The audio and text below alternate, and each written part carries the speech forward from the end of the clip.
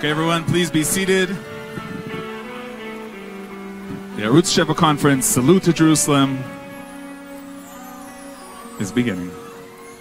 אני הולך אלייך כל ימיי, אני הולך אלייך מסונבר, האבנים פוצעות את כבוד.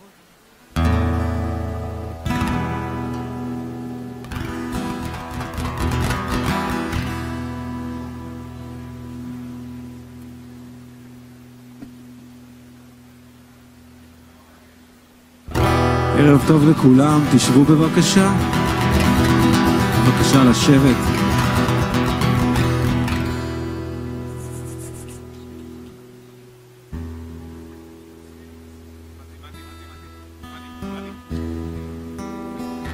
Ladies and gentlemen, we wish to begin right away. Cabinet Minister Naftali Bennett has a tight schedule. Please, Kodak moments after we must begin.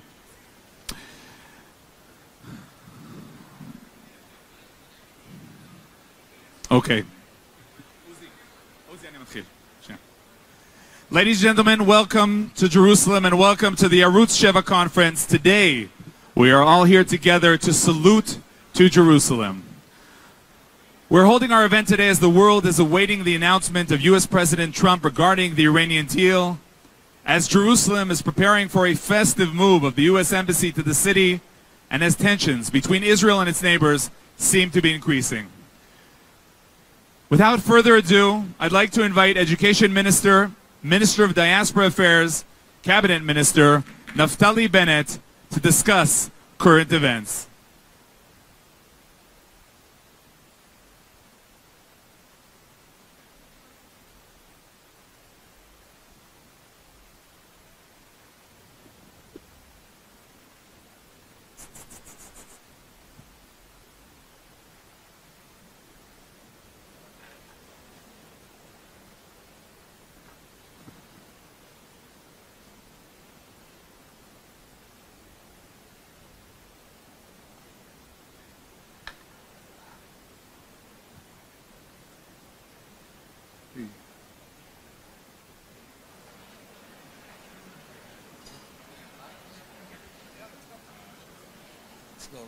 Shalom, Naftali, good evening. Great to be here. Shalom. Thank you very much. In a few hours, President Trump will be addressing the public regarding the Iranian deal. We don't know exactly what he will be saying. So first of all, what do you think he will say? And more important, what will be the outcome? Well, first of all, I want to thank all our great friends that came over and made this evening happen. I want to thank Ketzale, the founder. I want to thank the Rabbanit Melamed, Uzi Baruch,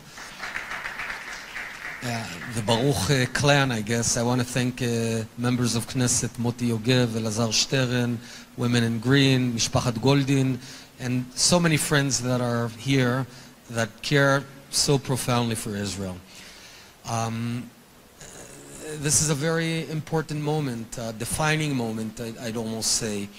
I think there's a sense that it seems likely that President Trump will discontinue America's participation in the Iranian nuclear deal. That's the first step. The big question is how powerful and if and how powerful will the follow-up sanctions be. Now, people don't really understand all the details, so I just want to boil it down to the bottom line. The Iranian nuclear machine, imagine it's a car. It requires fuel. Fuel is money. And Iran's economy is not looking good. Their currency has deflated by 50% over the past year. It means if you go out and buy a falafel a year ago for 10 shekel, now it would cost 20 shekel with the same salary. So that's what's going on. Profound social, economic instability. All of this is a result of the fact that Iran is taking all its resources from its people and sending it on adventures far abroad. This is not what the Persian people want. The Persian people want to lead good lives. Now, if President Trump indeed implements powerful sanctions, that could be the extra mile we need to totally stop this car and put the Iranians in a position that they have an either-or position. Either you have an Iranian nuclear program or you have an economy. You cannot have both. The pressure will come from the people? I think the pressure, absolutely. The people, there's tremendous discontent there. You know, I've been studying the Persian people in Iran for over a year. Based on all my analysis, I would say that it's not far that the regime of these radical ayatollahs will end. Imagine the Soviet Empire in 1985, just 5 years before the collapse. I think it's unsustainable if they continue these adventures, megalomaniac adventures abroad. The whole regime will collapse, and this would not be a bad thing. Did the presentation of the Prime Minister do good? Good for the Jews, good for the West? Big time, absolutely. I fully back Prime Minister Netanyahu on every single action he's taken vis-a-vis Iran and Syria. You know, it's no secret that sometimes we disagree. There's no daylight between us on this. I back Prime Minister Netanyahu on the operation, on using the operation for political, international political moves and diplomatic moves, and this was vital for the moment we're going to see in just a few hours. In less than a week, it's finally happening. Jerusalem will be all full of celebrations. The U.S. Embassy is coming to town. How do you answer those who say, wait, maybe it's not worth it? The Arab community, the Arab countries will be upset, maybe even in violence. Yeah. You know, on the eve of, there we go. This just in? Yeah, it seems that President Trump has notified President Macron that indeed America is going to leave the deal. This is certainly big news. Yeah. And I would say this is a national security interest of the United States of America. But I also would say that this is very meaningful for the Israeli people. And from this podium, I'd want to thank the American nation, the government, and President Trump for his courage in taking actions that others didn't. Thank you. And others will, and we're seeing that others are, you know, looking into the possibility. Now, regarding the PA, people are saying that it might upset the PA. Is there any partner there, especially following the Mahmoud Abbas statements about the Holocaust, about anti-Semitism? Are you actually asking me that question? You know, it's a talkback. No, I know. You know, Abu Mazen is a shadow of a person, deep anti-Semite. He's, you know, it's already the third in line. We had Haj Amin al-Husseini, who was a good friend of Hitler. We had Arafat, who was a mega murderer of Jews. It seems that the Palestinians have a knack for choosing the very worst leaders possible. You know, we do not hate the Arabs. They're here, we're here, we're not going anywhere.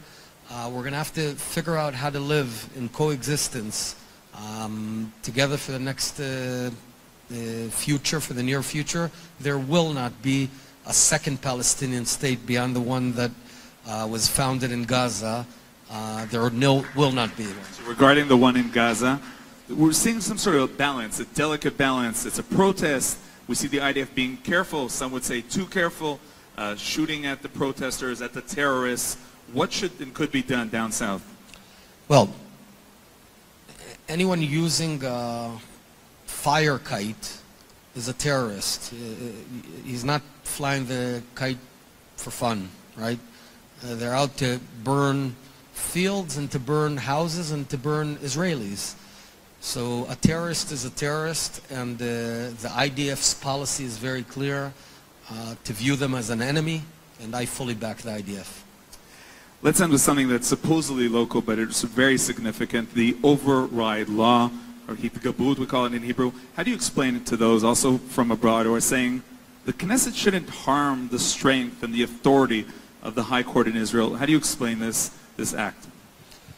So I'm a big believer also in the Supreme Court and in Israel's justice system. We need a strong justice system. However, the government needs to govern and the judges need to judge. What's happened over the past 25 years through the Aaron Barak activism move is that the Supreme Court has begun governing Israel on an ongoing basis on things that have nothing to do with human rights. I'll give you a few examples. They canceled a taxation bill just a while ago. For 3 times they canceled an illegal immigration bill. They canceled a budget bill. They're just canceling right and left actions that millions of Israelis go out and vote and go to elections and choose us, but then they annul all of this and they decide. So why go to elections? Let's just let them govern. 3 judges govern Israel.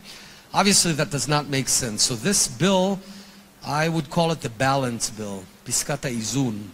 What we're doing is restoring the reasonable balance between the judicial system and government. And that's the way it should be. It is wrong that Bagatz is telling Tzahal how to use snipers in Gaza. That is insane. Bagatz should defend human rights, but the overwhelming activities of Bagatz have nothing to do. I'll just give you one last absurd. Do you know, we had the Yom Ha'atzmaut, Independence Day. The Prime Minister was granted a torch, the 13th torch. There was a big, foolish debate around controversy. Yeah, controversy. You know, we are Jews after all. But guess what? The Supreme Court intervened. How does that have... An official ceremony of the Independence Day. How does that have to do with civil rights? You know, no one has to teach. The right wing cares about civil rights no less than the left wing. By the way, the left wing is no less patriotic than the right wing. We all love the country. We all care about people. But this is insane, and we have to restore the sanity to Israel. Thank you. Let's end just with your role as Minister of Diaspora Affairs. Lots of our target audience today are, of course, it's very relevant to them. What is the role, really? We're the Jewish state, the Jewish people in the state of Israel, and there are Jewish people and there are brothers. But how do you define the official role or the responsibility as the Minister of Diaspora Affairs? Well, you know, if I were Prime Minister of Israel, my top 3 objectives would be Israel's... Just gave yourself another question, by the way. No, but I'm going to get to this because it's not only about being a minister, it's about how important this is for Israel. First priority is Israel's security, Iran, etc. Second priority is Israel's internal cohesion, that we can't just go on fighting each other all day. We can argue. As I said, we are Jews. That's what Jews do. But argue within the family. But my third priority for the state of Israel is the Jews in the diaspora.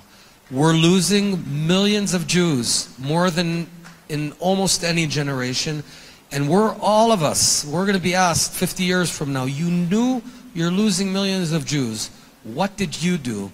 Now, the Jews of the world have been, you know, Israel has been the project of the Jews for the past 70 years. They sent volunteers to fight in the War of Independence. They sent money.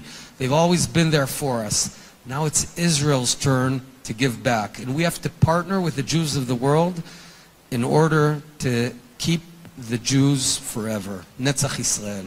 That could be done. There's resources, there's the will from the government? That has to be done. This is a battle we cannot lose. I'm not giving up on any Jew. We're out there on the campuses. We're out there in schools. We're out there in Taglit. We're bringing tens of thousands of Jews. We're bringing Jewish moms on sort of a Taglit for moms things, birthright for moms. We're going to turn every stone, not leave one stone unturned, and get to every Jew in order to keep the Jews Jewish. Wow. So last question, sorry, you said if you were Prime Minister, so as a good Jewish mother, I'd say new. Is that the next stage? I'm very supportive of Prime Minister Netanyahu. I think he's doing a good job. We have our differences. As long as he's Prime Minister, I'm not going to vie for that position. After Netanyahu's era, I intend to become the next Prime Minister of Israel. Through the Bayit Yehudi party? We need to expand. The Bayit Yehudi as it is cannot be that. We have to open the Bayit Yehudi for all, anyone who believes in our values, with a kippah, without a kippah, with long sleeves, short sleeves, you name it. You know, one thing we need to learn from Jews abroad. Here in Israel, everyone's sort of in a category. You're either chiloni, secular, dati, with a kippah sruga, a black kippah sruga. We've got all these little... In America, you're a Jew. And when I went to shul, to an Orthodox shul in America, my wife comes from a secular background. No one asked her how long her sleeve is. And she was wanted. She was loved. And it was in America, dafka in America, that my wife came to close to Yahadut. So we need to import that openness for every Jew to come into the tent. So with that message of unity, I'd like to thank you very much for being part of this Jerusalem Salute celebration. Cabinet Minister Naftali Bennett, thank you very much. Toda rabba. Thank you.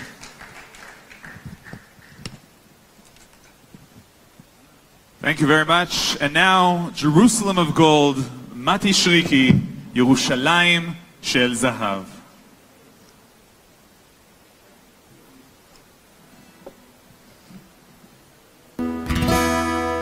ערב טוב לכולם.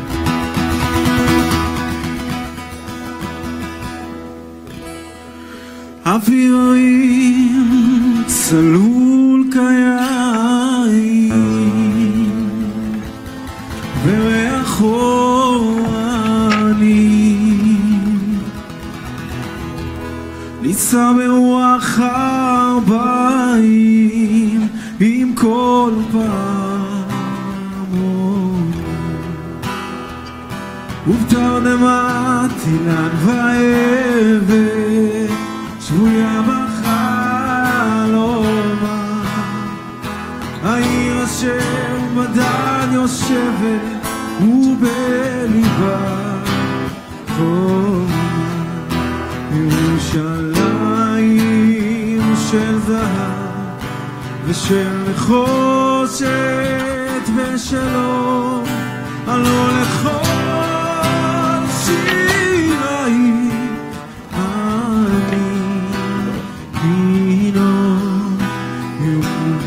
ירושלים של זהב ושל נחושת ושלום הלא לכל שירייך אני כינור חזרנו אל בורות המים לשוק ולכיכר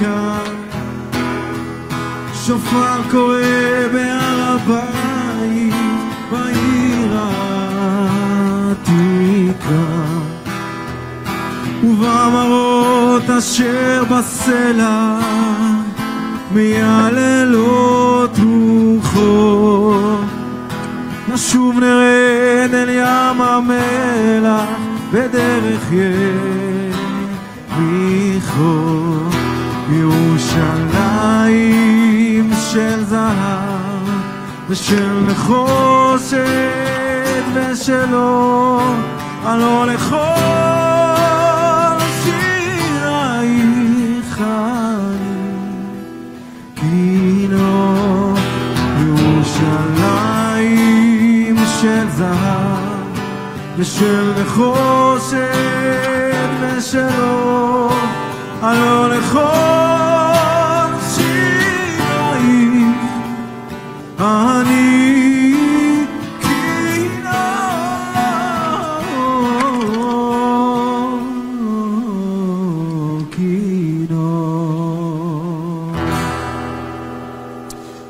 Thank you very much. I'd like to thank Mati Shriki for his music and singing. He will be joining us later on with more. Thanks, Mati. So today we will relate to the challenges while acknowledging the achievements. Today we will express our gratitude to our friends while dealing with those who wish us harm. Now, I have the honor to invite a true pioneer, founder of Beit El, founder of Arutz Sheva, foreign Knesset member, Yaakov Katz Ketzele.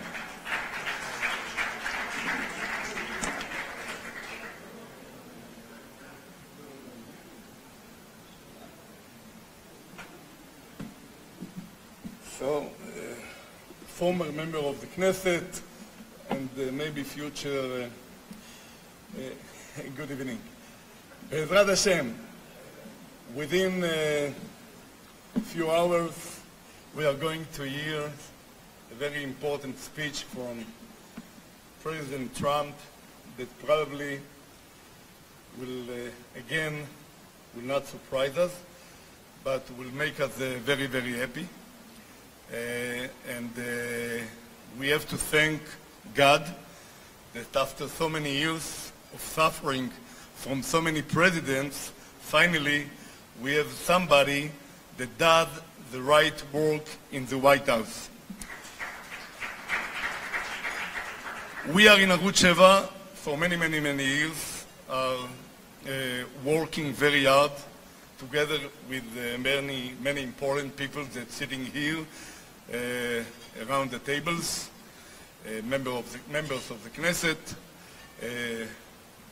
previous minister, Eli Yishai, Yaakov Chagoel, member Elazar Stern, Yogev, and many other important people, the leaders of Im Tirtzu. Nathan Peleg is sitting here, which we have to praise him also. He does very, very important work. We are in Arutz Sheva almost working almost 30 years behind the microphone, behind the paper in Arutz Sheva, trying to bring the Mashiach as early as we can bring him. And Baruch Hashem, I can say after so many years seeing today Ambassador David Friedman sitting as American ambassador to the State of Israel, and he was president of the American Friends of Beit El. So he was president, and he went down, he became ambassador. But as an ambassador, he is doing such a great job without talking, a great doer, and bringing a lot of simcha to Am Yisrael. I told David that if one day he will decide to run to be Prime Minister in Israel, he has a big chance to succeed. I want to wish to all of you a beautiful evening and to hear more good news from here and from Trump in few hours in America.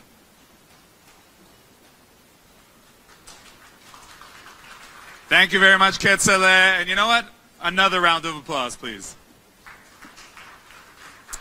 Okay, now, coming to us today from the Knesset, Israel's parliament, is Yesh Atid Knesset member, Major General in Reserves, Elazar Stern. Chaver Knesset Elazar Stern, bevakasha.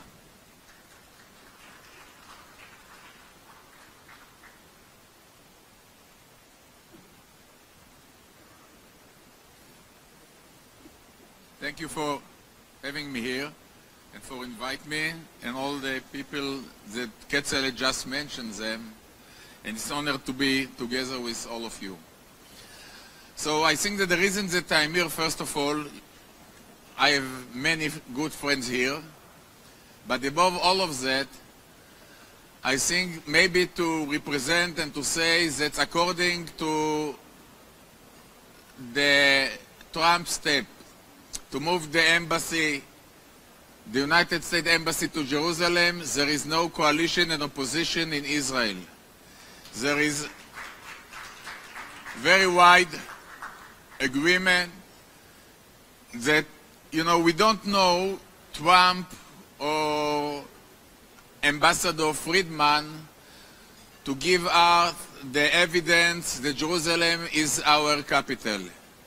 We know, as you know, that every Jewish all over the world, doesn't matter, New York, Sydney, Johannesburg, pray toward Jerusalem. I also can tell you that when I created one of the projects in the IDF, taking every soldier, almost every soldier of the IDF to David City, I was attacked in Israel because it wasn't under consensus. Because it's like, you know where is David City, Ir David. I hope that today, and I know after few hundreds thousand of soldiers of the IDF visited Ir David, that it strengthens their feeling toward Jerusalem. But anyway, even though, I think that we used to think that, to move the embassy to Jerusalem, it's not important for us, it's important for the rest of the world. To say what the biggest superpower says about Israel and Jerusalem. I can tell you that for me, there is no doubt that moving the embassy to Jerusalem, it's also very meaningful to our next generation. It's important to know that Jerusalem was, is, and will our capital with no doubt. And as it was said before, there is no coalition and there is no opposition. And thank you, and thank President Trump, and I am sure that it was also a contribution to the Ambassador Friedman to take this step, and we are very grateful to each one of them and to everyone, our Prime Minister, everyone who contributed to take these steps, and thank you for being here. Toda. ערב טוב.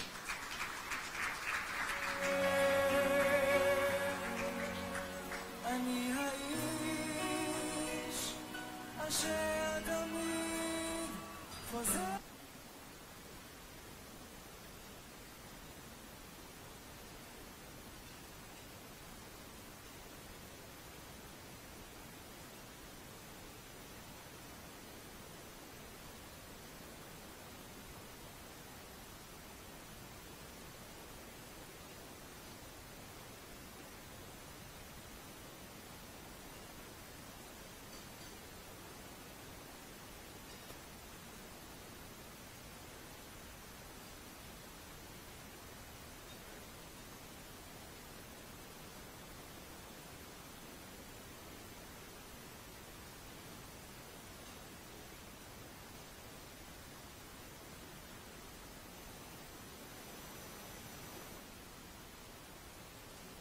We have a recorded message from the President of Israel. We will be showing that soon.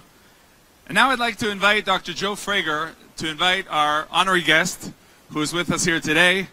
Dr. Frager, join me for the podium. Thank you very much.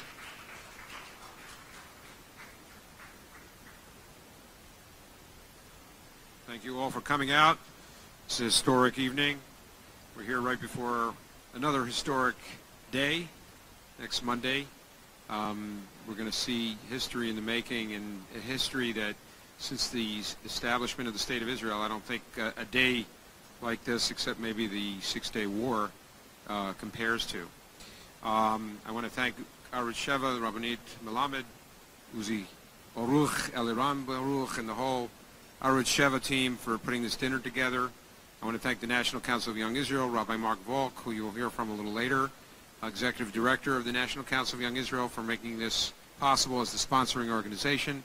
I want to thank John Burkhan, who put this incredible group together that we've had an unbelievable 4 or 5 days now. It's been a whirlwind. And I want to introduce to you Shelley Farley, who is running for the Senate on the Republican side in New York State, the most important state in in America. And we really need help from New York State.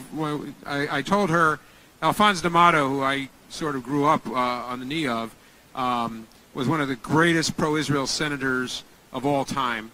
When Begin bombed the nuclear reactor in Osirak in 1981, there were only 2 senators in the entire Senate of the United States, Alphonse D'Amato, Jesse Helms. Those were the 2 senators that voted, or not voted, but they definitely complimented Menachem Begin, may he rest in peace, for bombing the nuclear reactor in Osirak. And history does repeat itself, and we hope that Israel will be strong, and I know it will be in the future, to deal with the increasing Iranian threat. The Iranians better watch out. That's all I can say. But we need a strong senator from New York again, and the person that I believe will be the next strong senator from New York, who, by the way, Alphonse D'Amato has now endorsed. He's now endorsed. It's Shelley Farley, New York State. Please come forward, Shelley Farley.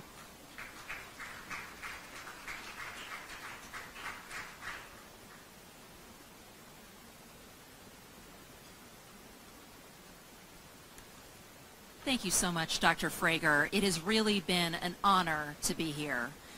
This is my first trip to Israel, as Dr. Frager was mentioning, and I am so happy to join you all today. I promise you it will not be my last. There are few stories as extraordinary as the history of our nation and of the Israeli people. With a history as old as time, I believe just as strongly in Israel's future, not just as a beacon of freedom and democracy. Through the innovation of your citizens, Israel has become a global center of the scientific advancement that will shape humanity's future. All while being under the threat of violence from enemies both foreign and domestic. As a New Yorker and as a candidate for the United States Senate, I am proud of the special relationship shared by our 2 countries and New York's personal connection with Israel, from extended family to shared values and interconnected economies. There is no state with a greater connection to the Israeli people than New York.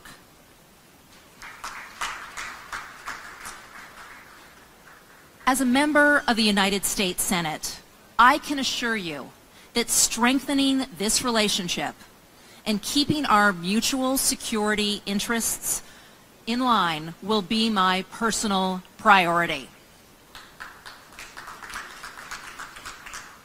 In New York, I recently made the same commitment to the National Council of Young Israel, and I will continue talking about the safety and security of the Israeli people, because we share a bond that must never be broken.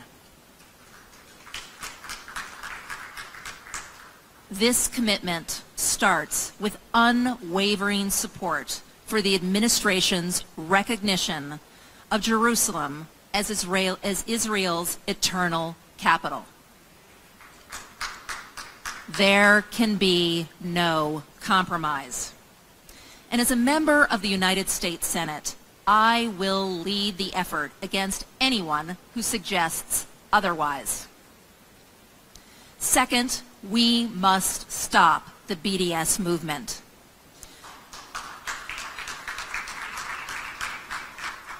Boycott, divestment, and sanctions. In reality, it's economic warfare, designed and engaged in by forces intent on destroying Israel.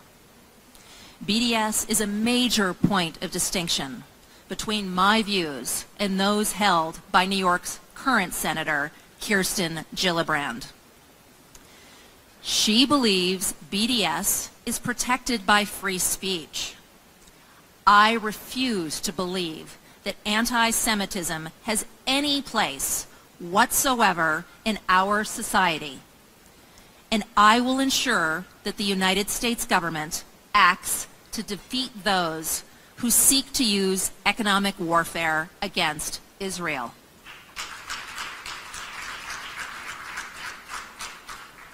I will also work to strengthen the recently enacted Taylor Force Act, As you know, Taylor Force was a West Point graduate on a university trip here who was murdered by a Palestinian's disgraceful practice, by Palestinian terrorists.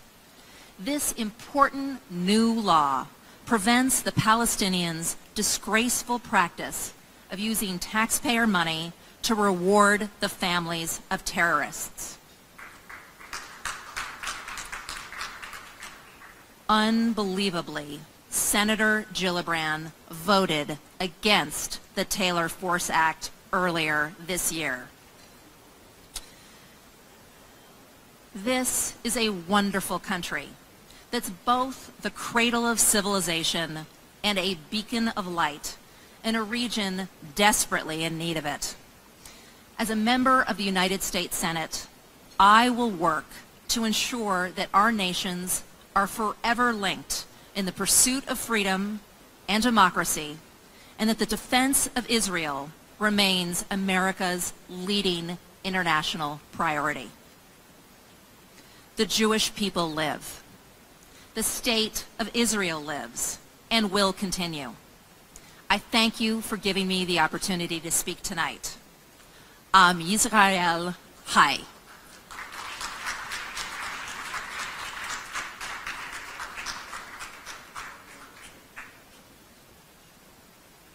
Thank you very much, and thank you for those words of Hebrew. So today we're saluting Jerusalem, we're saluting the IDF soldiers, we're saluting the friends of Jerusalem and the IDF forces. Now I'd like to call upon Knesset member Gila Gamliel. Knesset member Gila Gamliel is the Minister of Social Equality. Knesset member Gamliel, bevakasha.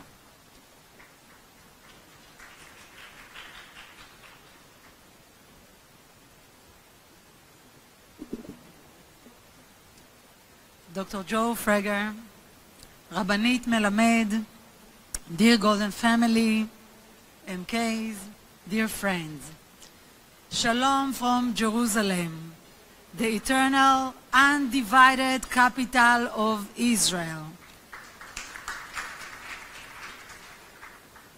Jerusalem, oh Jerusalem, this golden, majestic city we are in, mentioned over 650 times in the Bible, has been the epicenter of our prayers, our hopes, our dreams for thousands and thousands of years. Amid a modern city, we are walking in the footsteps of our forefathers, the streets of the prophets, and the footprints of the Bible. These are the same stones, the same rocks, the same hilltops, the same limestone walls. And our message is, we are here, and we are here to stay forever and ever. In our hearts, in our prayers, and at every wedding ceremony, those immortal words from the book of Psalms are forever in our memory. If I forgot thee, O Jerusalem, let my right hand forget its skills. If I do not remember thee, let my tongue cleave to the roof of my mouth, if I do not set Jerusalem above my highest joy. Indeed, our role as leaders is to do everything possible to ensure that Jerusalem is never ever divided again. One united city with equal opportunities for all, that is our moral duty. You know, when people ask me when to visit, I say it's always a good time to come to Jerusalem. But what a time to be in Jerusalem. In less than a week, we will be witnessing modern-day history with Monday's move of the American embassy to Jerusalem. President Trump will be remembered in Jewish history for generations to come.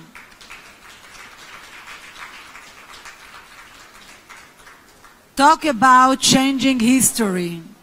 This evening, as we await the dramatic announcement coming out of the White House about Iran, remember all the talk about Iran changing its way after the nuclear agreement with the West?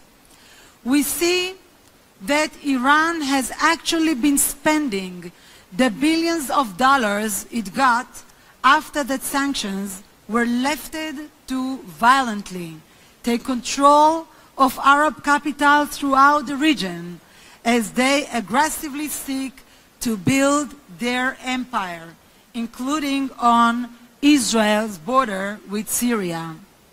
We will not allow this to happen. We will not let Iran get a nuclear weapon.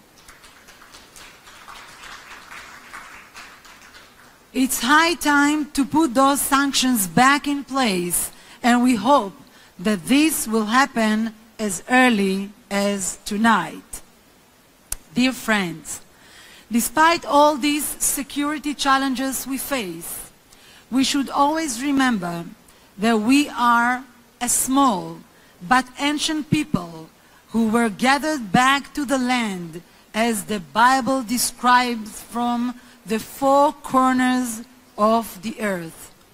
And look at what we have accomplished in those 70 years. An oasis in the desert, a startup nation with discoveries in the field of medicine and science that are helping people the world over. A strong, diverse democracy in a field of instability and violence. We got to this point not by giving up on our security or wholesale withdrawal from territory, but by standing firm on our beliefs about our security needs and the basic requirement of reciprocity for peace. And most importantly, by constantly reaffirming our right to a Jewish state in the land of Israel. For 2,000 years of exile, before the internet, before Waze and Move It, the Jewish people prayed for the return to Jerusalem and the Holy Land. Century after century, through the depths of despair, we never gave up the dream. We never gave up the prayer. And in the words of our national anthem, we never gave up the hope. We must never forget that our strength is more than our wonderful military. It is our inner strength. It is strength of purpose and strength of mind. It is the strength of conviction. We are in unbreakable triangle. The people of Israel, the nation of Israel, and the land of Israel. Thank you very much.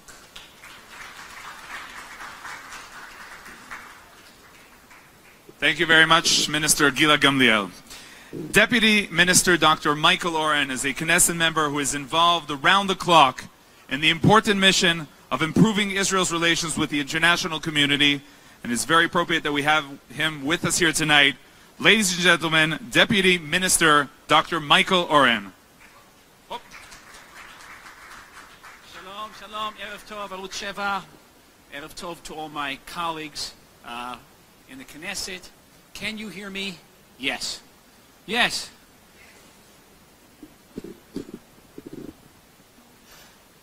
Erev Tov. I love events like this, not just because I get to speak to our dear friends at Arutz Sheva and around the world, but because I get to be something that I haven't been for some years. Before I was in politics, before I was an ambassador, long ago I was an historian. And I get to give you a, let's say, 5-minute talk on the history of America's policy toward the city of Jerusalem.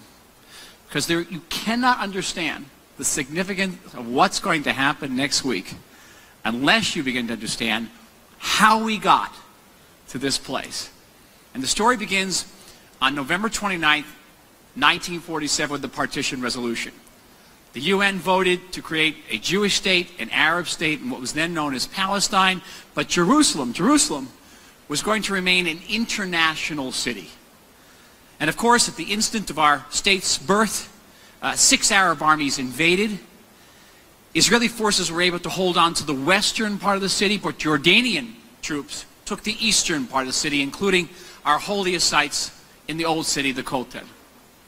And while Israel declared the western part of its city its capital, Jordan unilaterally annexed the eastern part of the city, an annexation recognized only by Great Britain and by Pakistan.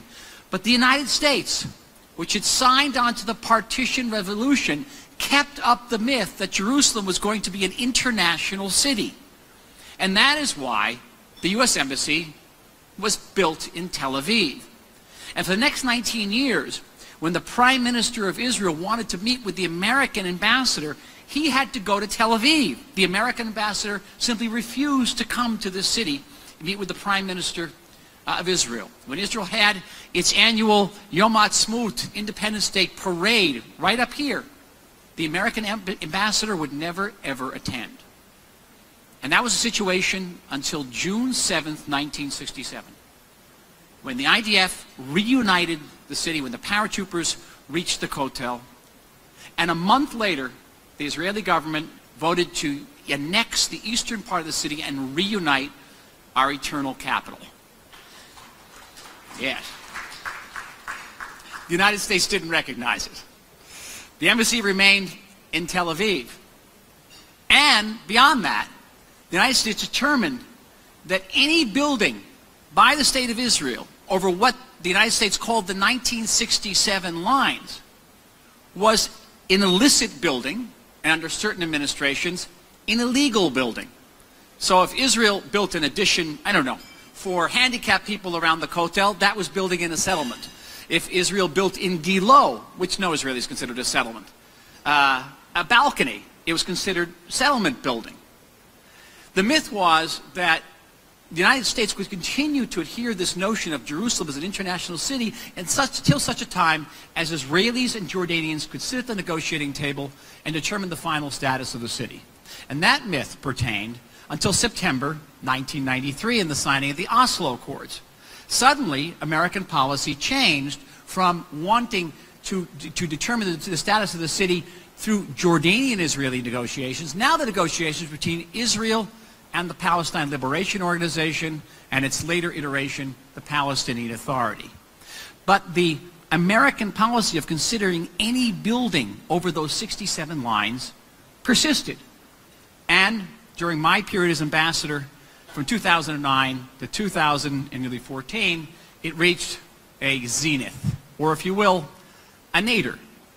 Not a single brick. Not a single brick was American policy during those days.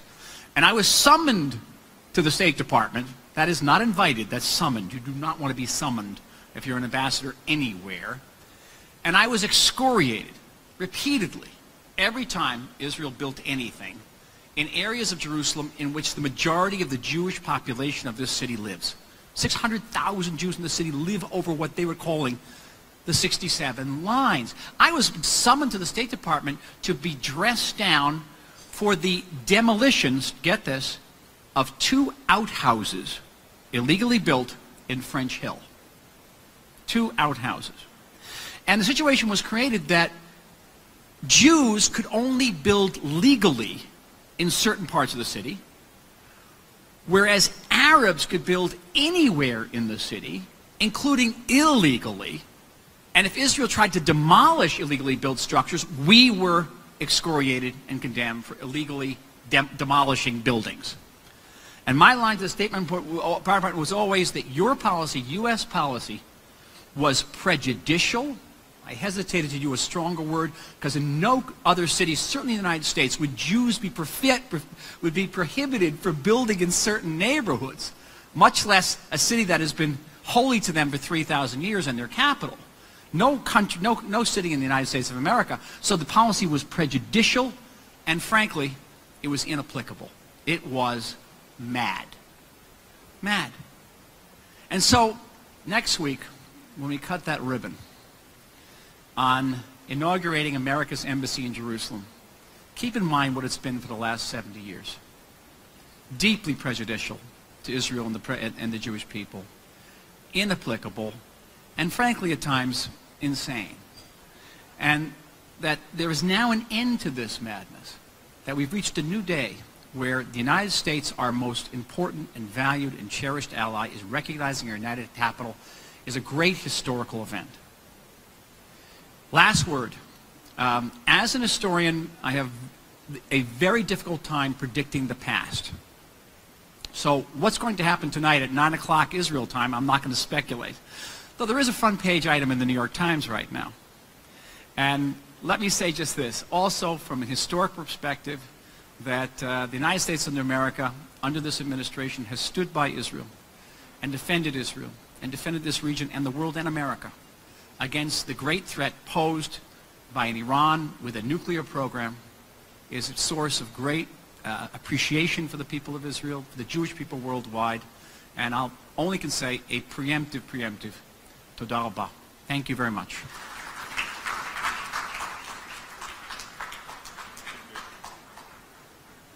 The President of Israel, Reuven Rivlin, sees the ideas of connecting between the Jewish people in Israel, the Jewish people around the world, between Israel and the nations is an important thing and one of his high priorities.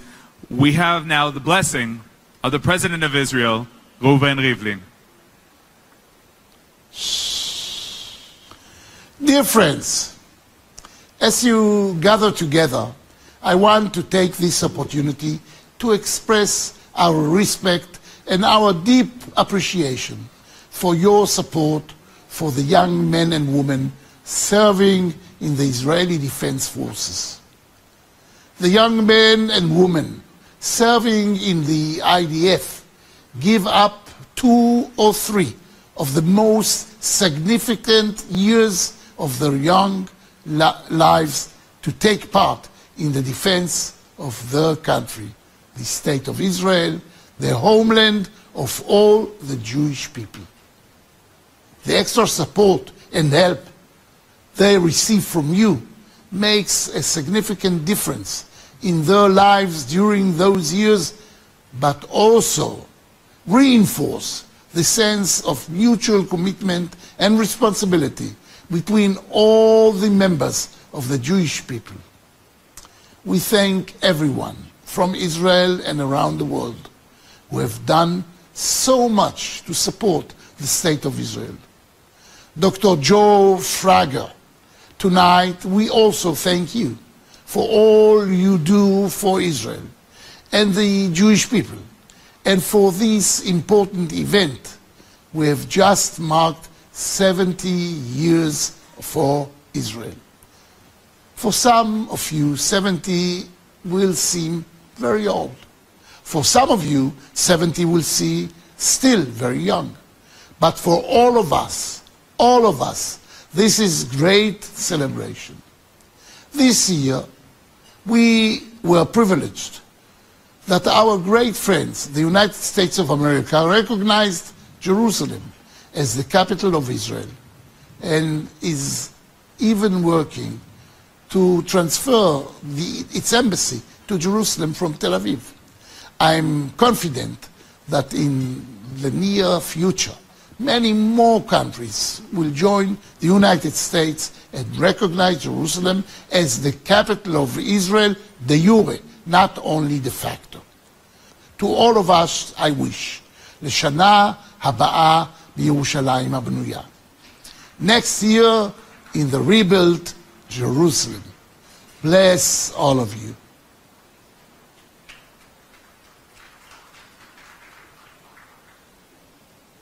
Thank you very much. Mati Shriki is here with music. Mati, are you ready? So we're going to hear a few more words. You know, immigration, aliyah, is one of the concepts, one of the ideas, the ideals that we tend to promote on Arutz Sheva. and we believe in as a nation. Our next speaker is actually an Ola Chadasha, many years ago. She moved to Israel when she was a year old, but we might have been on the same plane in 1985. Knesset member Sharon Eskel, bevakasha.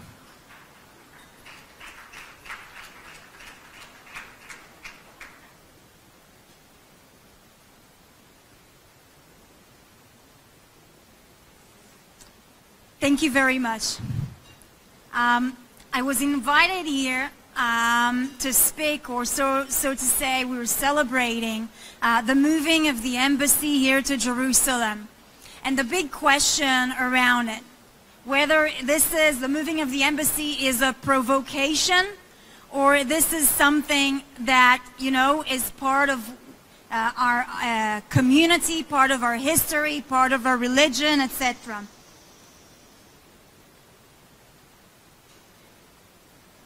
And so I'd like to say a few words about it. I think that throughout history, we can sort of analyze almost every event in Jewish history where people have called it a provocation. And it doesn't matter whether this is the moving of the American embassy here to Jerusalem, or maybe this was the foundation or building our beautiful Knesset here in Jerusalem. Why wouldn't the Knesset of Israel, our parliamentarian area, the place where it's the most, the people who are making the decision about the people of Israel will be in one of the most centrist places in Israel, like Tel Aviv? Why wouldn't it be there? Why did you have to move it to Jerusalem? Was that a provocation as well? I can go back in history. My grandfather used to drive the heavy vehicle that would bring food and ammunition to the Jewish community here in Jerusalem. Why would the Jewish people need to move food and ammunition to the Jewish people here in Jerusalem? Was that a provocation as well towards the Arabs or the Turks or anyone that came after the Jordanian? Some people might call that a provocation as well. And even if we go through the long history of Jews, the rebellion of the Hashmonaim, right? Why would the Jewish people want to rebel against the Romans or against the Greeks? Was that a provocation as well? So throughout history, almost everything that Jews did would be called a provocation. And that was an excuse for some people to hate or persecute the Jewish people. Why did they do that? Why is it so important for us to put Jerusalem in the center of our identity? It's the symbol of Judaism. So I can tell you this is not a provocation. Throughout history, it is simply called to be Jewish. And what does it mean to be Jewish? It means two things. One second, סליחה. אני מבקש מכולם מאחור שם לשבת. זה גם מפריע לשידור החי שלנו. תודה. תודה. So being Jewish means two things. It means a set of values in Jerusalem. Those set of values that have been passed from generation to generation throughout history is what define us as Jews. This is when we know what's right and wrong, and we're willing to stand for standing by the right thing to do, by those values that we were taught that are right throughout history. A lot of the time, standing for what's right has cost us in our life, the lives of our family, even this land. Being chased out of this land, of our cities, of our home, time after time throughout history. Those values, you can see them today, or you can go back to the biblical time as well. Like a monotheistic religion, right? What does it mean? A monotheistic religion. When Abraham came to his community, to his family, to the people around, to tell them, hey, you're doing everything wrong. You don't need to worship idols or to give kings your money and your wealth and food. Enslave yourself to those statues all around. There is only one God, and He doesn't want anything from you except of your prayer and your love. That's all. That could be caught as a provocation as well, right? And to some people, it actually was a provocation, and that's why we've been persecuted time after time for this belief that there's only one God, right? Trying to convert us from that, fighting for what we believe is the right thing to do, is what we know is right. And we died for this value as well. More values like the Shabbos, for example. You know, don't murder, don't steal. This is easy. But the Shabbos, this is one of a socialist values that we've been persecuted, or that was a provocation, right, as well. Try and imagine back in those times what it meant to kings or to people who had slaves all around. This one day that no matter whether you're a slave, you're Jewish, you're not, you're an animal, or you're a human, this one day you need to rest. This is your time to spend time with your family. You've been working so hard the entire week. How would that be caught also a lot as a provocation? How many times throughout history people tried for us to actually force us not to keep the Shabbos on purpose? And until now we come to these days where some of these values are so normal. This is some of the normal foundation of Western society, a monotheistic religion, either a Friday or Saturday or a Sunday to have free with your family or your prayers or whatever you choose to do. And so throughout the past we've been persecuted for our values and for Jerusalem as well. Jerusalem has always been a symbol of our religion, of our history, of our culture. You cannot separate Jerusalem from our identity. It's impossible. It is part of it. And so if we look on the past and how people thought we're doing provocation, but in fact we're only keeping our beliefs, our tradition, our history, and our religion, this is what is happening today as well. And so maybe a point to think about it. Maybe it is those who are saying this is a provocation, those are the ones who are actually creating the provocations. What about the Romans stealing one of the highest symbols, the menorah, from Jerusalem, melting it in their own country? Wasn't that a provocation? What about the Arabs taking over Jerusalem, turning ancient synagogues to pigsties? Or the Kotel, some of our holiest sites, to a dumpster? This is what it was before the 67 war, a complete dumpster. They would throw trash into this area. Maybe this is a provocation. And so maybe moving out all of the embassies out of Jerusalem, maybe that was the provocation. So I've got one message for you here today. We will continue to preserve and cherish Judaism, our religion, our history, and our culture, and advance humanity by doing so. And they can continue with their own provocations. Thank you very much.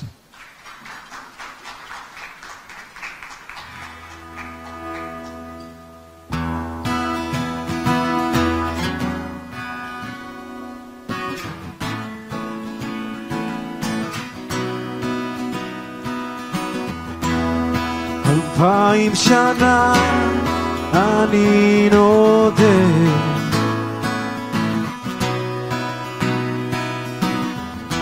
מחפש את הארץ אותה אני אוהב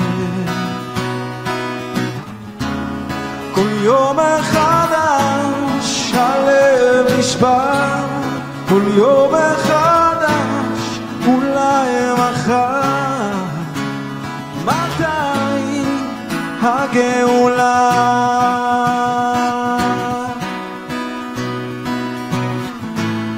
אני מאמין באמונה שלמה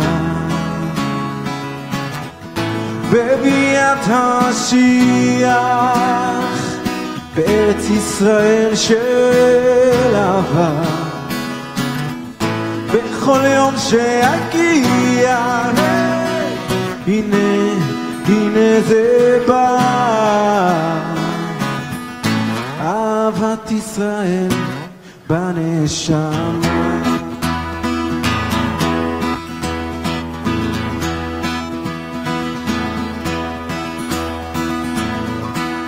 כל בוקר ציון אלייך אני מתפלל,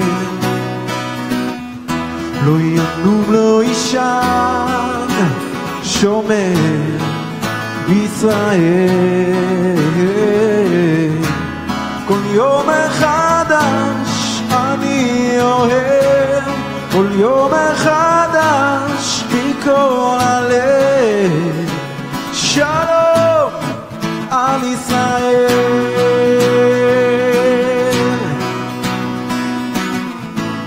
אני מאמין באמונה שלמה בביאת המשיח בארץ ישראל של אהבה. בכל יום שיגיע, הנה, הנה זה בא, אהבת ישראל בנשמה.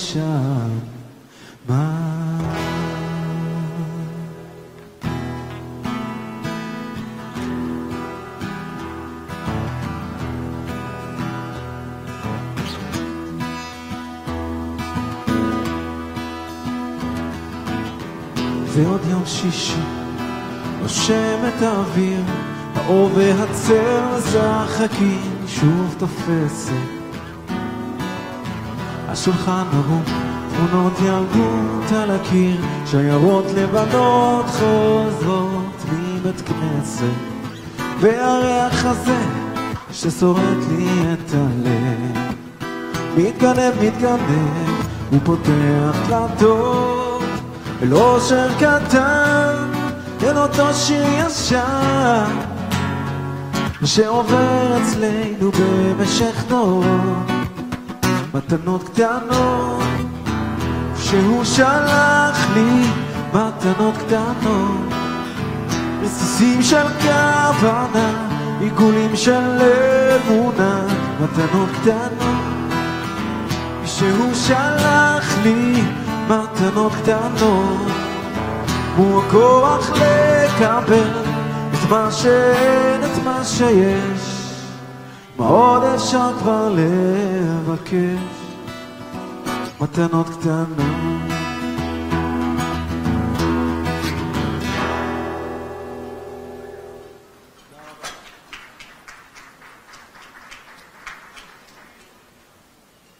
Mati Shriki, thank you very much.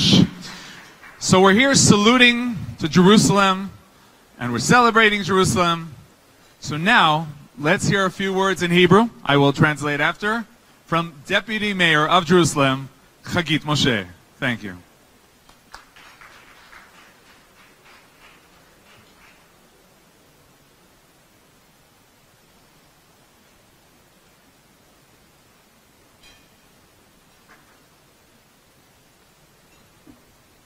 אנחנו צריכים להתרגל לדבר בעברית ולשמוע עברית כשהשגרירות מגיעה לירושלים. ערב טוב מכובדיי, ברוכים הבאים לירושלים, בירת הנצח של העם היהודי. ירושלים, העיר שחוברה לה יחדיו. נשיא ארצות הברית, דונלד טראמפ, קיבל החלטה היסטורית. רגע.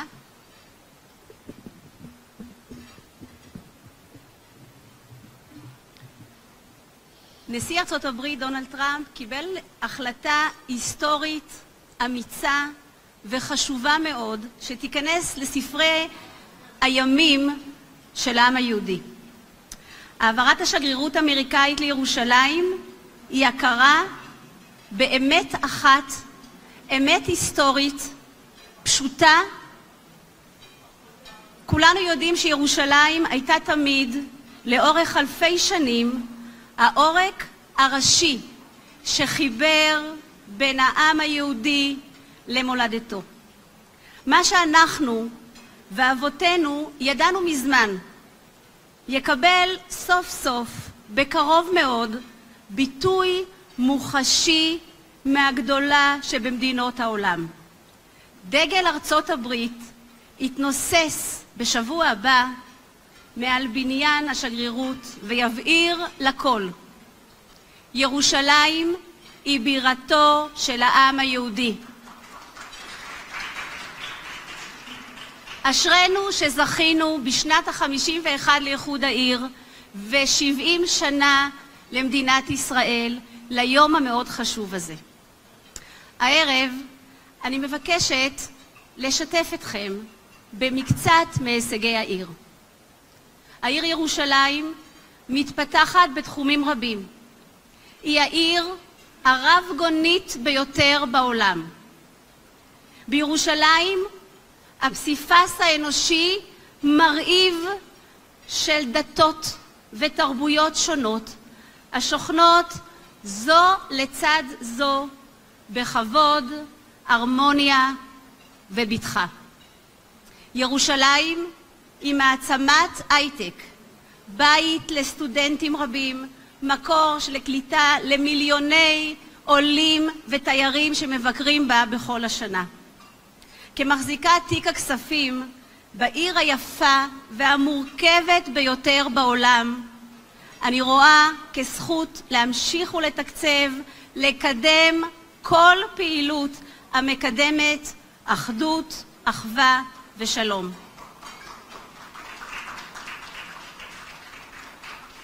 היום יותר מתמיד המסר לעולם הוא פשוט: ירושלים חזקה, ישראל חזקה. ישראל חזקה, העולם טוב יותר. אני קוראת לשאר העולם לתקן את האמת ההיסטורית ולהעלות את שגרירויותיהן לבירתנו הנצחית, כפי שעשתה כעת ארצות הברית, ועשתה לאחרונה גם גואטמלה ובקרוב צ'כיה ופרגוואי.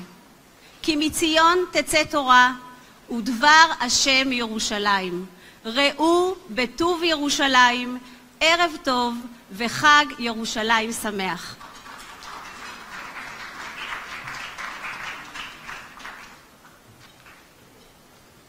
Thank you very much, Deputy Mayor of Jerusalem, Chagit Moshe. Chagit spoke about the eternal united capital of Israel. She spoke about President Trump's courageous decision, which will be written in the history books for generations to come. Jerusalem connects the people of Israel to the land of Israel. What we have known for centuries will now be known by the world, as everyone will see the American flag on the U.S. Embassy in Jerusalem. Chagit spoke about Jerusalem, the most beautiful and unique city that is today flourishing in so many fields. Deputy Mayor calls upon other countries to move their embassies to Jerusalem. Thank you very much.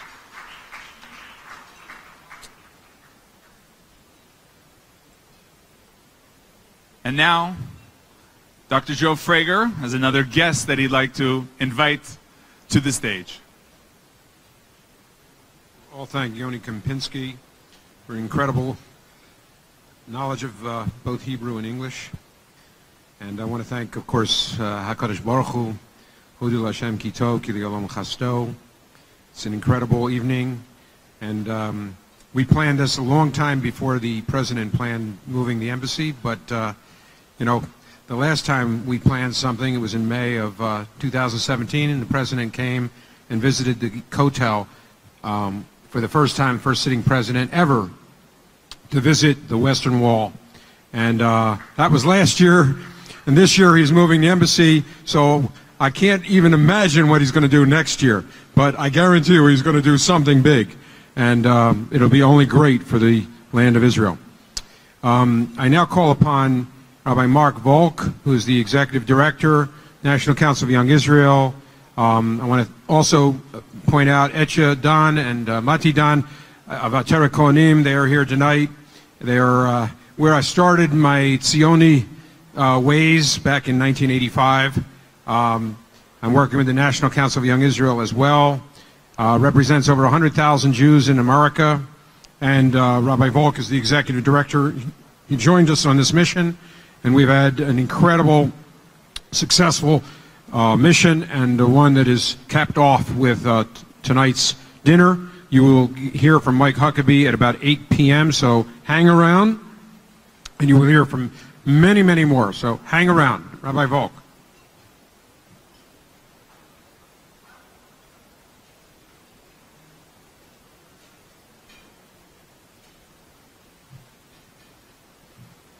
On behalf of the National Council of Young Israel, I'm very grateful to our first Vice President, Dr. Joseph Frager, and all the members of our special group for this very special mission that we've been on, which began toward the end of last week. Joe just quoted the verse, Hodul Hashem Kitov, Kilom Chasto, and I will quote another verse. We would not be here today with all of the talk about the political ramifications of the establishment of the State of Israel and the importance and significance of Jerusalem if it weren't for, and we should never forget, the presence of the Holy One, blessed be He, in our lives. As we connect what happened on May 14, 1948 to May 14, 2018, and we think about this historic event that will happen on Monday, it's significant to know that the rabbis throughout the years, and I particularly mention Rabbi Ben Sion Meir HaUziel, who served as the Sephardic Chief Rabbi of Israel from 1939 till his death in 1953. I quote his Talmud, his student, Rabbi Abraham Shalem, who said, "This day of Yom HaAtzmaut, the establishment of the State of Israel, is a festival day for the people of Israel residing in the land and all the places of the dispersion, for our generation and for all generations to come, to praise God's compassion, to announce in a voice of singing, happiness, and praise, Zeh hayom aso Hashem lagilav nismecha bo. This is the day that Hashem has made. Let us celebrate and rejoice on it." As a representative of the 130 synagogues in North America that bear the name Young Israel, we stand in solidarity, and I just want to recognize Hananya Gang, who's been a member of our board for many years and now made Aliyah to Eretz Yisrael with his wife, that we stand together in solidarity as we proclaim Zayom Asa Hashem Lagilav Nismecha bo. We're so grateful to HaKadosh Baruch Hu for all that has happened to the Jewish people in the land of Israel, and particularly with this embassy now moving from Tel Aviv to Yerushalayim. We thank Hashem, and we thank each and every one of you for being here tonight with great acknowledgement to Arutz Sheva for having this dinner, and to my dear friend Dr. Joseph Frager for all that he has done on behalf of our people in the land of Israel. Thank you so much.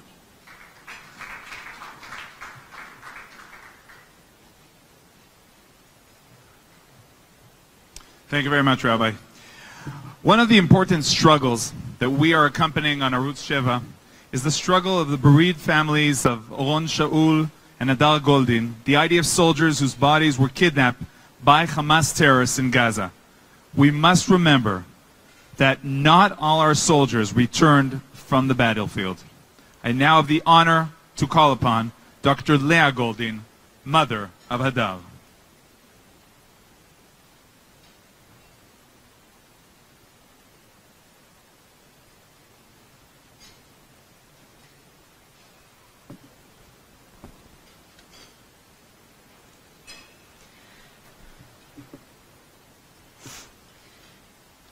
Good evening, and Mazal Tov for opening the American Embassy in Jerusalem. My name is Leah Goldin, and I believe you know who I am and heard my story, our story. I speak before you today as in the 4 past years, as the mother of Lieutenant Hadar Goldin, an Israeli soldier who died at the age of 23 while defending his country and whose remains are held hostage in Gaza by Hamas, along with another fallen soldier, Sergeant Ron Shaul. Let us be perfectly clear about what happened. Hamas publicly promised the United Nations and the United States that it would honor the humanitarian ceasefire while sending terrorists through a tunnel to ambush Israeli soldiers when they had let their guard down in light of the ceasefire. Hamas' intention was not only to kill Israeli soldiers under cover of a ceasefire, but to kidnap them as well in order to hold them hostage. This is why they snatched Hadar after the attack and dragged him back to Gaza and into the tunnel. Immediately after Hamas' violation of the ceasefire, the UN Secretary General Ban Ki-moon released an official statement saying that he condemns in the strongest term the reported violation by Hamas of a mutually agreed humanitarian ceasefire. He added that such moves call into question the credibility of Hamas' assurances to the United Nations and demanded the immediate and unconditional release of the captured soldier. The U.S. response to Hamas' treachery was just as strong, with both President Obama and Secretary of State Kerry condemning the attack and demanding immediate and unconditional return of Hadar. We parents who live in Israel understand that our children bear a tremendous burden of defending the nation against those who seek to destroy it. We are not the first Israeli parents to lose a beloved child in combat in defense of their country. And sadly, we will not be the last. But perhaps we do suffer a different sort of pain because our son was not a victim of the war in Gaza, but a victim of the ceasefire, a humanitarian ceasefire brokered and sponsored by United Nations and the United States. What happened after Hadar was killed and kidnapped? What happened after the leaders of the UN and US condemned Hamas and called for his immediate return? Nothing. Absolutely nothing. 3.5 years later, while my son's empty grave is in hometown, awaits his return to be buried, and while my family's agony continue, we have received nothing but sympathy. At the same time, the international community, at the conference convened in October 2014 by the United Nations, pledged more than $5.4 billion to rebuild Gaza. Humanitarian aid for Gaza, they call it. Not one member of state raised an objection that perhaps the international community should not reward Hamas, a serial violator of the international law.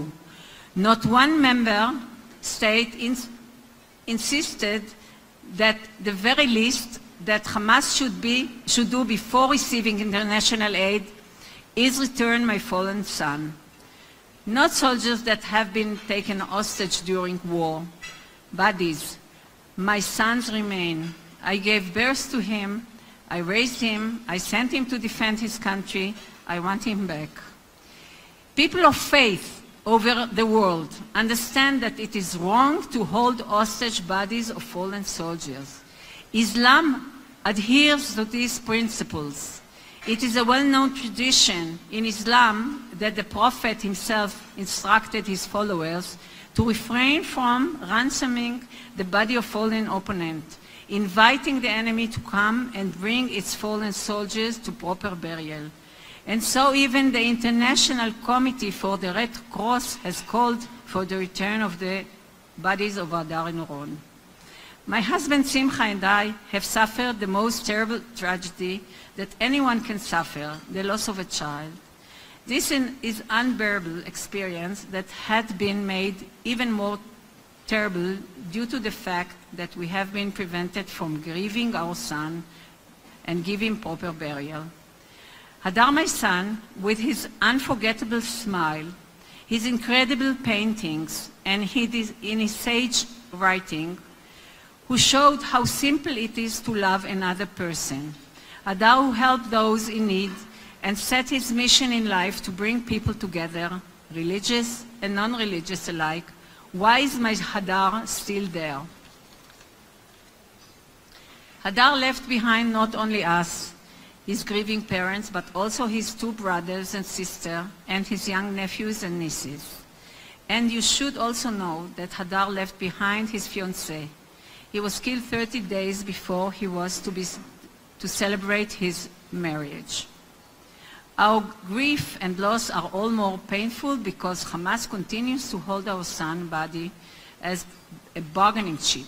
My child's body is a political instrument. My husband Simcha and I are here today to ask you to actively be on the right side of history, to help us fix this injustice. As God said to Cain in the 4th chapter of Genesis, the voice of your brother's blood cries out to me from the earth. The voice of the blood of Hadar Goldin and Ron Shaul calls out to you all to take action to correct this terrible wrong. To be practical, we believe that the best way to motivate Hamas to return the bodies is to make it clear that the reconstruction of Gaza is not unconditional. Right now, there is a window of opportunities. Once Hamas signed reconciliation agreement with the Palestinian Authority, this means that the Palestinian Authority is now legally accountable for Hadar and Ron. Most importantly, Hadar is now officially in the hands of the Palestinian authorities and its leadership. Quoting Professor Evan Kotler at the UN Security Council on last December 2017, Hamas, by continuing to illegally withhold the remains of Hadar Goldin and that of Ron Shaul, is in standing violation of the International Criminal Court prohibition against committing outrages upon the dignity of the deceased by violating the right to interment, and where the inhuman withholding of the remains of Hadar Goldin and Ron Shaul subject to the Palestinian authorities as a responsible governing party to the accountability before the International Criminal Court if it does not, as it can and it must remedy this ongoing and outrageous violation. That said, we should all do all that's in our power to increase international pressure on Hamas and PA, as well as on the international community, especially the United States, that is a natural mediator and negotiator between Israel and the PA. Ladies and gentlemen, please take a good look at your own children and grandchildren. Think of how much they mean to you. Please let us not leave this world knowing that our son is still far and unburied. To the international community we say, if sitting aside and looking the other way is a political statement, then it's the wrong one. Please keep us in your hearts, and let's all remember that as long as Kol Israel Arivim Ze Baze, we can and should do wonders. Bring Hadar home. Thank you. And Mazal Tov.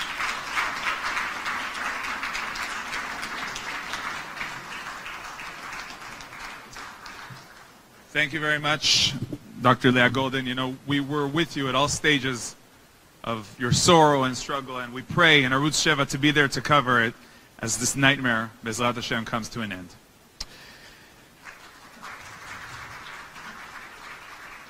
You know, these days many people ask themselves, what can I do? People say, what can I practically do to benefit of Israel and benefit of the true and real story of Israel? The young and vibrant activists of Im Tirtzu, they don't ask, they act. Yeah, they deserve a round of applause. Ladies and gentlemen, Chairman of Im Tirtzu, Matan Peleg.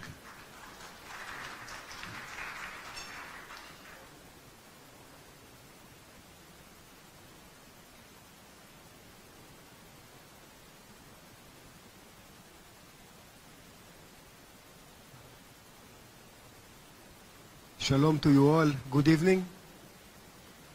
You asked me to make a speech in English. Now you will suffer my Hebrew heavy accent.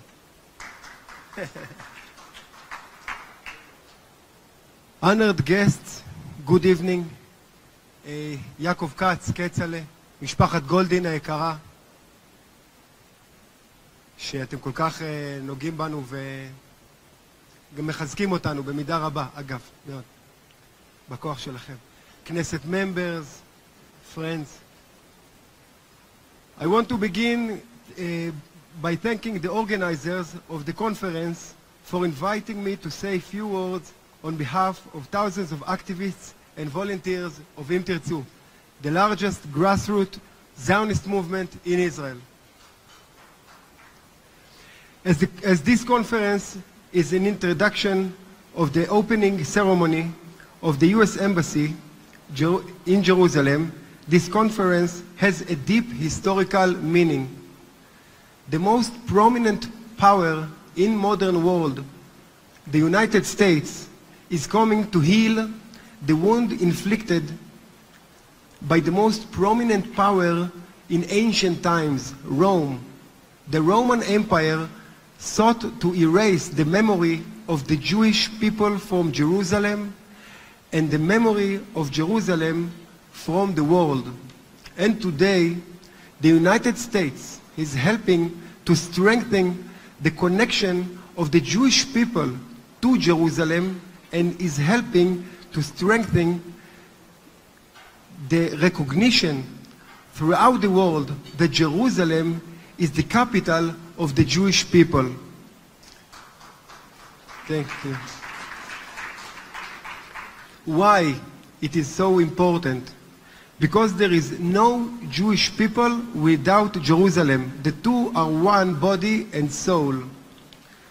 The Jewish people are the only nation in history who makes a territorial vow in their weddings not to forget Jerusalem, not to forget the city of Zion. אם אשכחך ירושלים תשכח ימיני. If I will forget Jerusalem, I will forget my right hand. And Zion, which all the synagogues in the world face, is of course the Temple Mount, Har HaBayit, the holiest place of the Jewish people. It is very important to understand there is no Zionism without Jerusalem. There is no Zionism without Zion. We cannot build our homeland and we cannot realize our dream without a united Jerusalem under Israeli sovereignty. By the way, also our enemies think the same. I will give you a quote of Abbas Zaki, one of the leading members of the Fatah and the Palestinian Authority. This is his quote, this is his words. If the Jews will go out of Jerusalem, what will become of the talk about the promised land? What will become about the stories about the chosen people? If the Jews will leave Jerusalem, the Zionist idea will collapse, will crumble. This is Abbas Zaki said, not Matan from Im Tirtzu. And the Palestinians are not alone. Our enemies are not alone. Many European governments fund millions of dollars to dozens of anti-Zionist propaganda organizations operating in Israel to undermine our very foundation. Just recently, a radical NGO in the name of Ir Amim, that funded by foreign governments and by the foreign political organization, the New Israel Fund, petitioned to the High Court of Justice in Israel against the transfer of the U.S. Embassy to Jerusalem. Other radical Zionist organizations like B'Tselem, Adala, and more, which are also heavily funded by both foreign governments and the New Israel Fund, accuse Israel throughout the world of harming the human rights of the Arab citizens of Jerusalem. But anyone with objective eyes knows that Jerusalem has never been more free and more open to every person and every religion as it is today under Israeli sovereignty.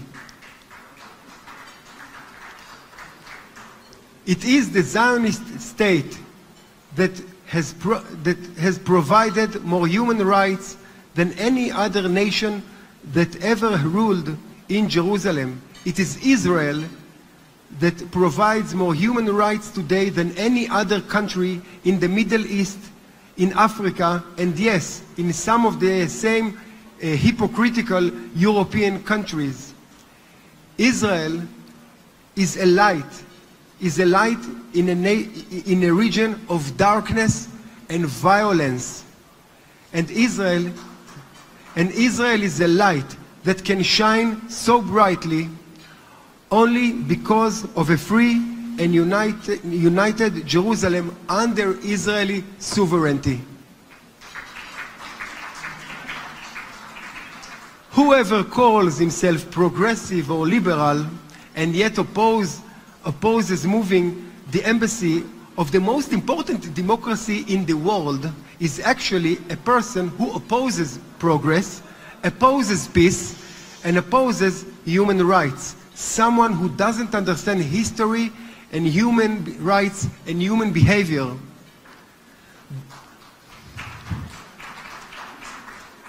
Those who wrongly believe that peace can come once Jerusalem is divided need to understand a basic truth. Peace will only come when united Jerusalem will be recognized by both our friends and our enemies as the capital of the state of Israel. In closing, I want to take this opportunity to call on Congress and decision makers in the United States to open an investigation about the political activities of the New Israel Fund, which operate from America to harm Israel and its citizens. Thank you very much. In 1984, a young girl immigrated from Ethiopia. Today, she is a Knesset member of parliament. Ladies and gentlemen, for a few words, Knesset member Pnina Tamana-Shato.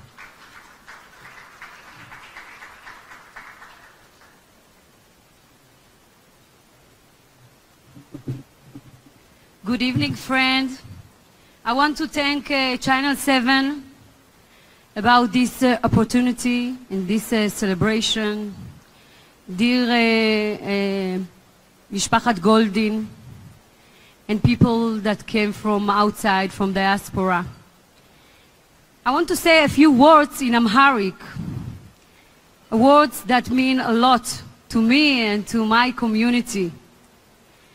And it's been Jerusalem, Kedustua Ketema, Salaish al Karim, Bam like Highland Gena. It's mean Jerusalem, I will not die before I see you again.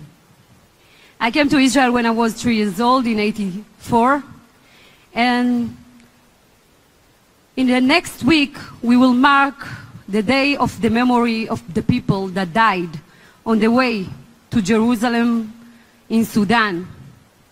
We buried 4,000 people that want to make the dream come true, that want to reach Jerusalem.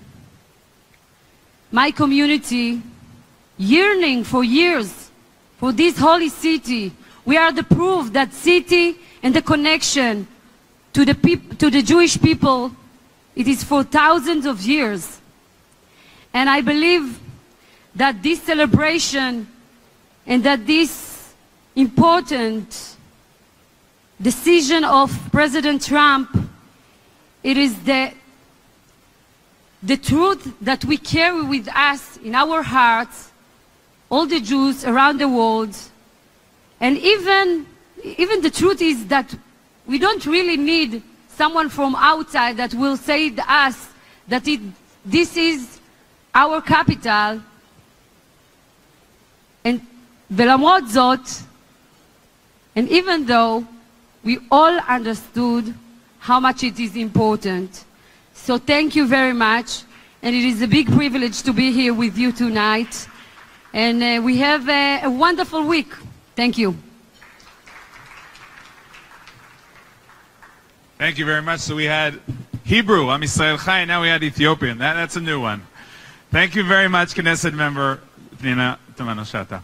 A new light on Zion will light. It's a path that reminds us that all light, that there is light beyond the wall, a new light.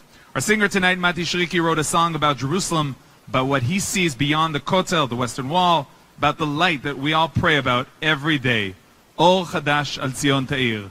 After Mati continues with music, we will have an important analysis of what we are seeing today, what we are seeing here tonight, these days, in the Middle East, in Iran, from Dr. Ephraim Herrera. But first of all, Or Chadash, Mati Shriki.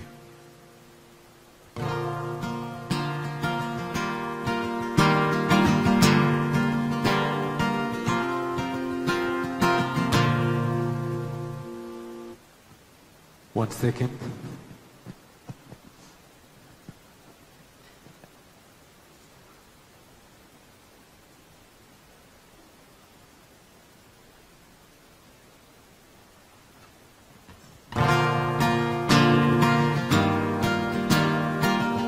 A new light on Zion.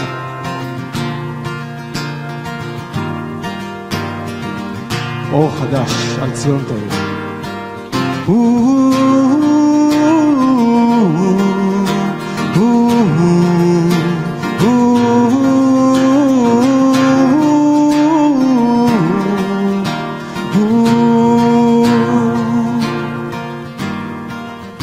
סמטאות של אבן, רגליים רצות אל אור של בוקר, שנים רבות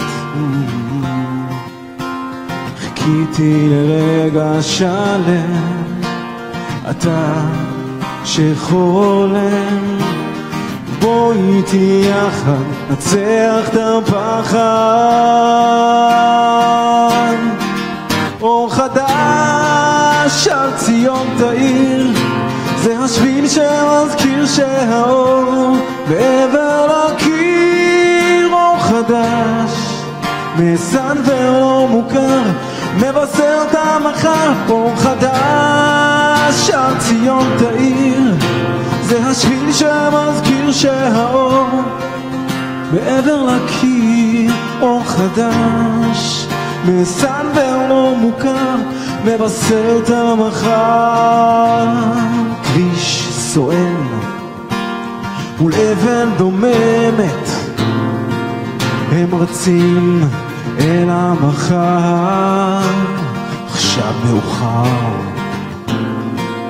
והתפילה שלי אילמת, כעיניים שרות, הידיים כבולות מבנה לי בית. למרות הצרות חיכיתי לרגע שלם, אתה שחולם, בוא איתי יחד נצח את הפחד. אור חדש על ציון תאיר, זה השביל שמזכיר שהאור בעבר לקיר. אור חדש מסנוור לא מוכר, מבשר את המחר. אור חדש על ציון תאיר, זה השביל שמזכיר שהאור בעבר לקיר. אור חדש מסנוור לא מוכר, מבשר את המחר.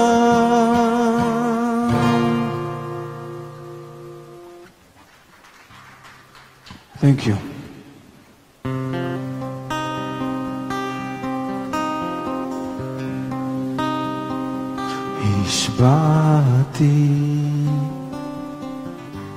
השבעתי אתכם,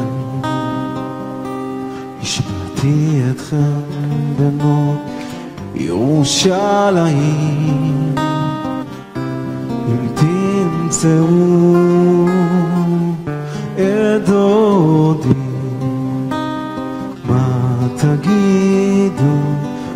תגידו לו?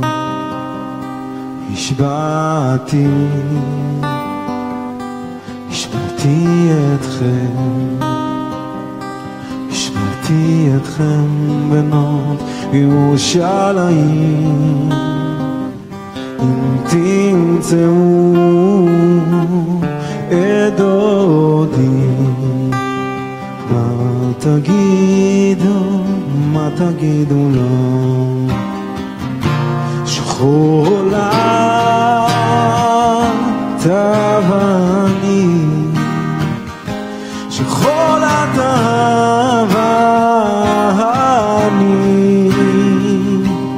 מה תגידו לו? שחולה תבני,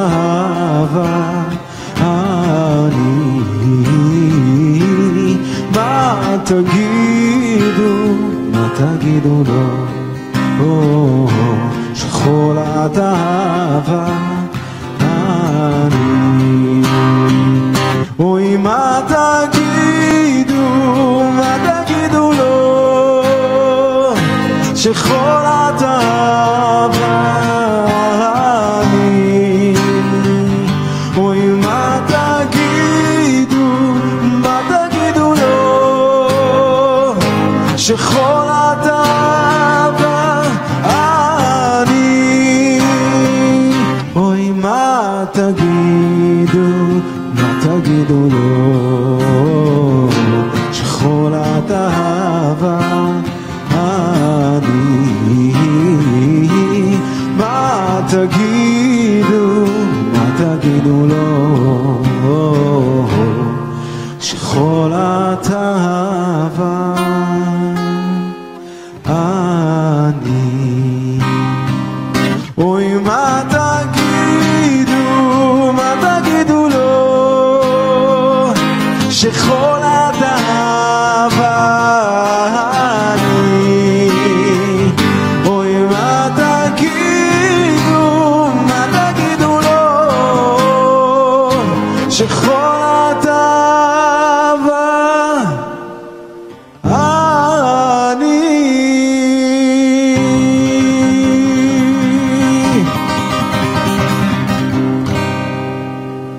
תודה רבה.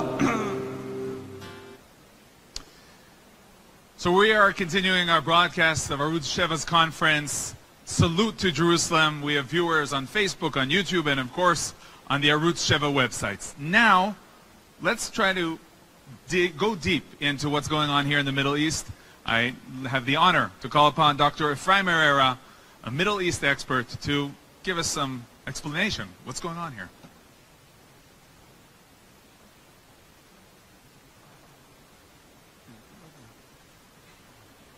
Good evening, ladies and gentlemen. I'd like to speak about Jerusalem as a holy city.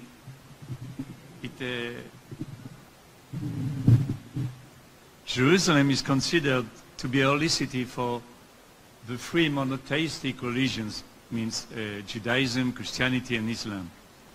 This is obviously exact concerning Judaism.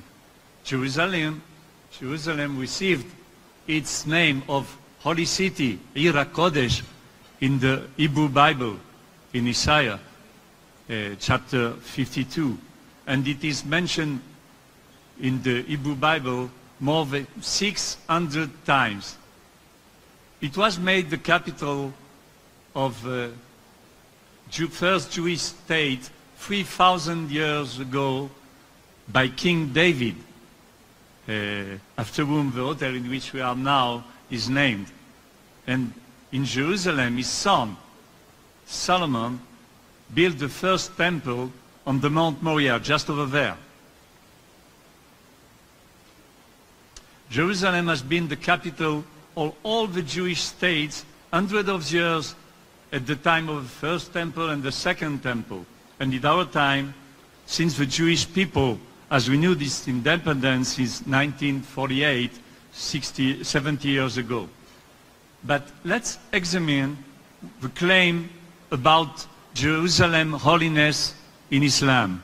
If you look for a mention of the name of Jerusalem in the Quran, you will be disappointed, for it doesn't appear even once. It is only implied as the former direction of prayer aborted in favor of Mecca. Secondly, during 1,400 years since the birth of Islam, Jerusalem has never been a capital of any caliphate or government, and even not a regional capital, Muslim capital.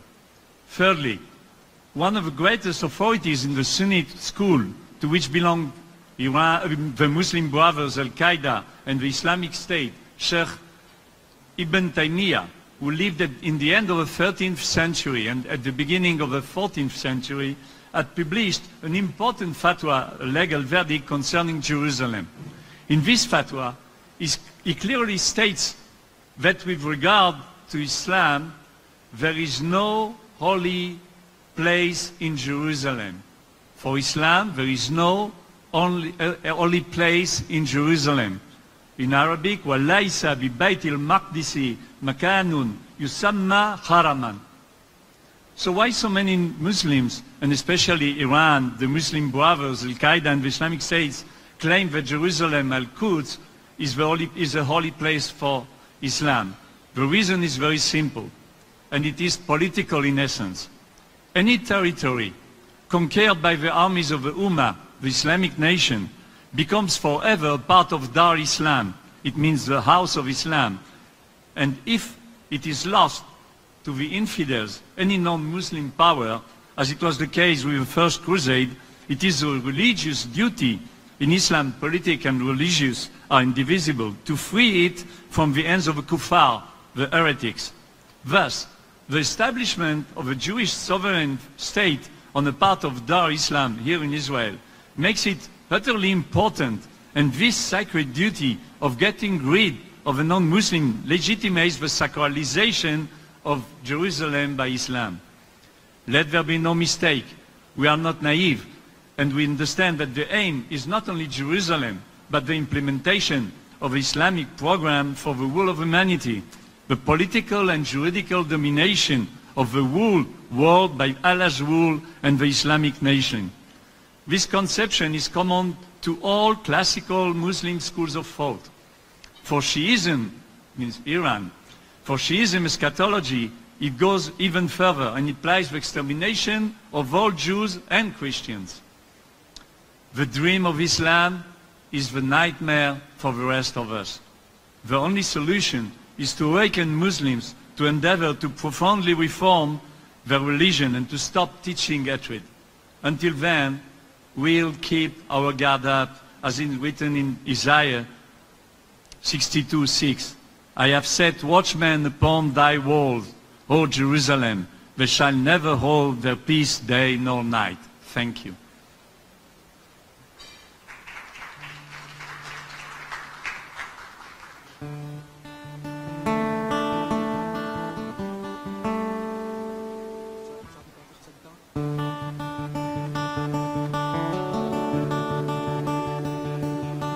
לפעמים הדרך לא נגמרת, החשיכה גוברת, לא מוצא עוד קרן או הצבעים של בוקר ושל ערב נראים פתאום אחרת, שואל לאן לחזור, זה כמה ימים שאין רגעים של מנוחה, כמה שעות אותיות ממגלות ואין לי מילה, אל מסתתר, רוצה אותך יותר, גלוי בחיי, מבקש, רק תן לי את הכוח, לשאוף ולא לברוח, מהטוב בחיי, מאושרים, מצאת כך את שנינו, בונים פה את חיינו, מחברים את החלום, אנא שמור על תום אהבתנו, על שיח שפתותינו, על האור שבחיי, זה כמה ימים שאין רגעים של מנוחה, זה כמה שעות אותיות מבלבלות ואין לי מילה. אל מסתתר, רוצה אותך יותר, גלוי בחיי, מבקש, רק תן לי את הכוח, לשאוף ולא לברוח מהטוב בחיי. אל מסתתר, רוצה אותך יותר, גלוי בחיי, מבקש, רק תן לי את הכוח, לשאוף ולא לברוח מהטוב בחיי.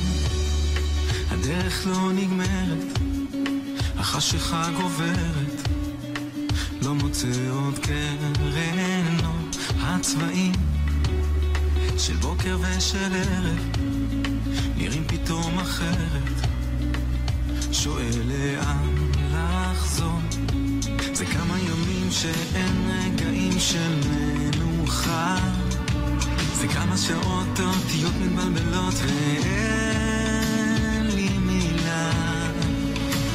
אין מסתתר, רוצה אותך יותר, גלוי בחיי, מבקש, רק תן לי את הכוח, לשאוף ולא לברוח מהטוב בחיי.